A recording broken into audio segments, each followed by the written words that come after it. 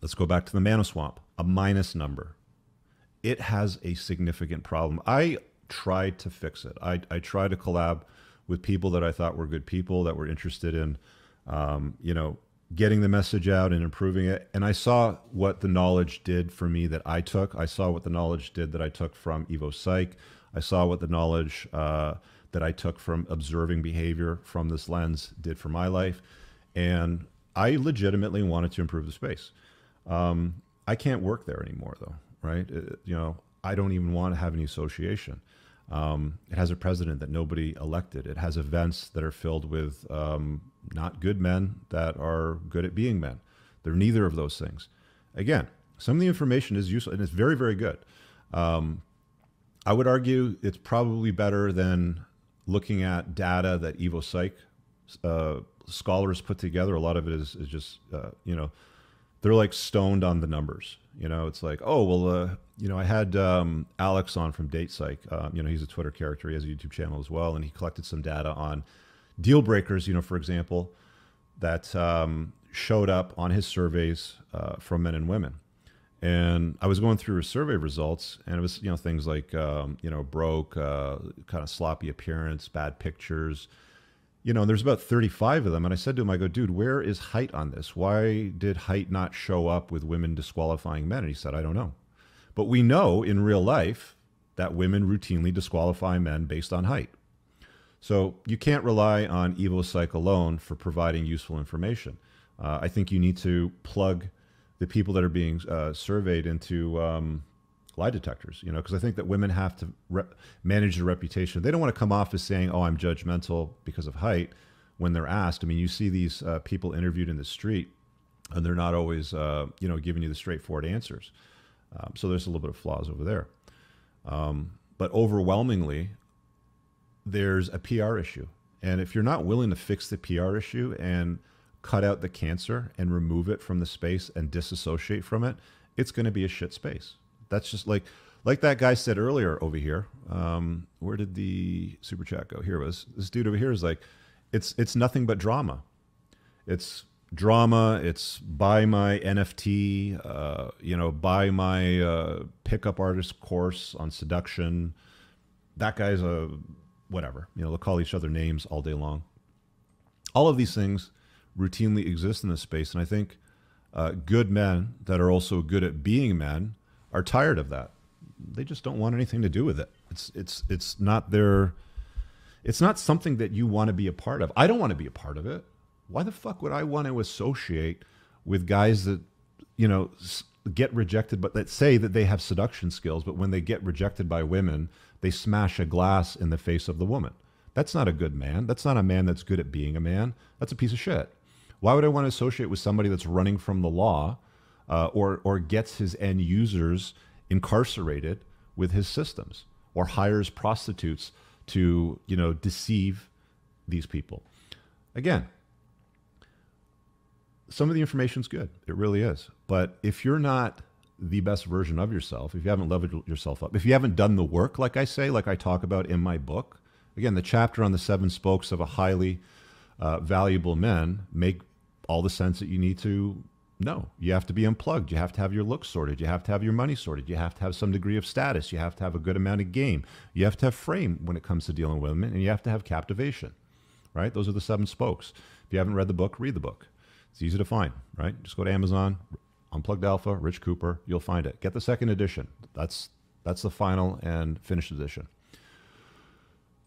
Do you understand what I'm saying? Like, do you guys understand why, you know, I make these statements, right? I mean, why would anybody want to associate with a space that has such a bad reputation? And it continues to have a bad reputation. It's why you'll never see, I mean, never say never, you know, as I say, but it's why you've never seen many of these people on big name podcasts like Joe Rogan's podcast, right? It's why you'll see the academics in the space tend to disassociate from these types of creators. You know, they call them degenerates, they call them incels, they call them nihilistic, they call them, you know, creators of you know, these school shootings. Um, I can't remember the organization, but there was a press piece that was put out in the last couple months, something along the lines of where the American government compared manosphere creators to terrorists. Yeah, it happened. There's an active organization actually out there that's aggregated and categorized the problem makers in that space and essentially said these guys are as dangerous as terrorists. They're radicalizing men. They use words like toxic masculinity, you know, all of this stuff. And some of it, you know, like, look, man, if it walks like a duck and quacks like a duck, you know, like the whole birds of a feather flock together. If you want to stand out from the turkeys, you got to soar like an eagle. And that's the problem with the manosphere. Nobody in that space, when I was having the conversations around, look, we need to, you know, set some standards around here and not fucking work with some of these retards. There was nobody that was willing to do that. It was like, you know, I would be on a panel and there would be somebody on the panel and be like, why is this person here? And the answer I would get, oh, he's, you know, really good at this, that, or the other thing. And I would only find out later what a piece of shit they were, right? So people go, well, why don't you, you know, work in that space anymore? It's because it sucks, right? It's because, again, most of the guys are not good men or good at being men. There's a handful that I still talk to from time to time. There's a handful that are like, hey, I got a new book. Do you want to talk about it? Or, hey, I got a new supplement line. You want to talk about it? It's like, no, dude. I hope you're doing well. I want you to eat. I just don't want to eat at the same table as you in front of people. It's not a good look for me, right? I'm on a different path. I'm on a different mission. I'm playing a different game. I'm one of the guys that uses his real name. You guys, dudes, you can go out there and Google the shit out of me. You won't find any dirt on me like you'll find on these other guys that hide behind avatars and fake names. There's a reason why people use avatars and fake names. Is because they have something to hide. And it turns out it's quite a lot. Does that make sense? Have I clarified things for you guys? I mean, I don't think it can be any clearer. There's a serious PR issue. Just like the Christian Pillar guys have a serious PR issue with their club. The holier than thou attitude from the Christian Pillars is no different than the, you know, our solution's better than everybody else from the Manoswamp or the Red Pill. You want to invite people to join your club and hang out with you and be a part of it, fix it. Cut out the cancer, get rid of the riffraff, vet, you know, your membership better, and stick to a congruent message. But I tried. It didn't happen, so I walked. That's why I don't do that shit anymore. I'm adjacent. You know, people will go, oh, but aren't you red-pilled, Rich? Sure, I've been red-pilled. Yes, I have. But I see truth and lies. I don't see pill colors. I don't see clubs. I don't see any of that bullshit because it's mostly bullshit.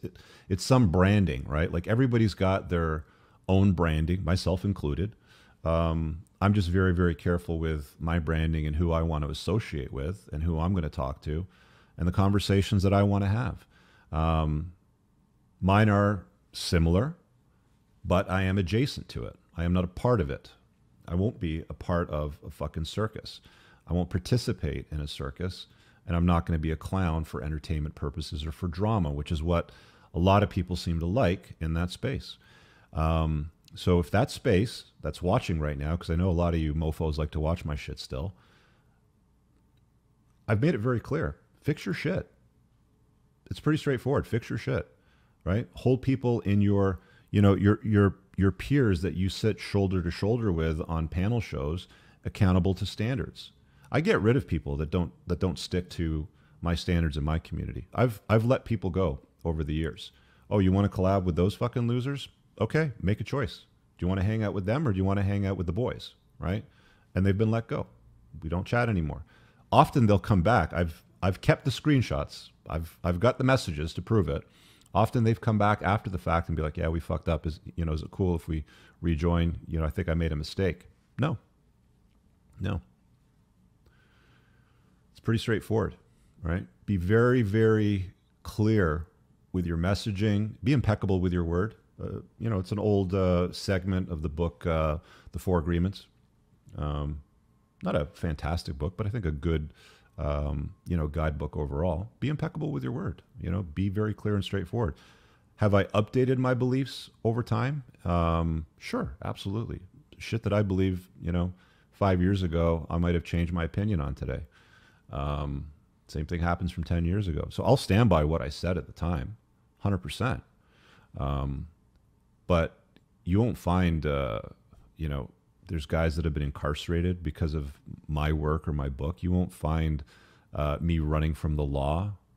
You know, you won't find news articles and pieces out there about me smashing a glass into a girl's face because I've been rejected. You won't find any of that. You know, you won't find that I've had liposuction done to remove belly fat because I'm too lazy to fucking work out or change my diet. You won't find any of that. You'll find that elsewhere, but you won't find it with me.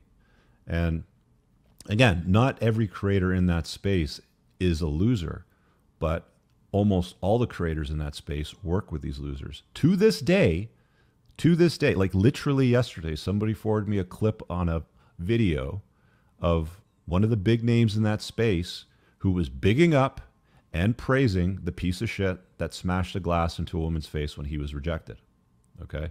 So you guys take it for what it's worth. I really hope you guys enjoyed that clip. If you want to watch the full-length podcast, you can find that over here, that clip's from. If you're newer to the channel, make sure you hit subscribe over here. And pin down below in the top comment, you'll find a bunch of useful links to my website, my supplement line, books, and a bunch of other stuff. Have an amazing day. Peace out.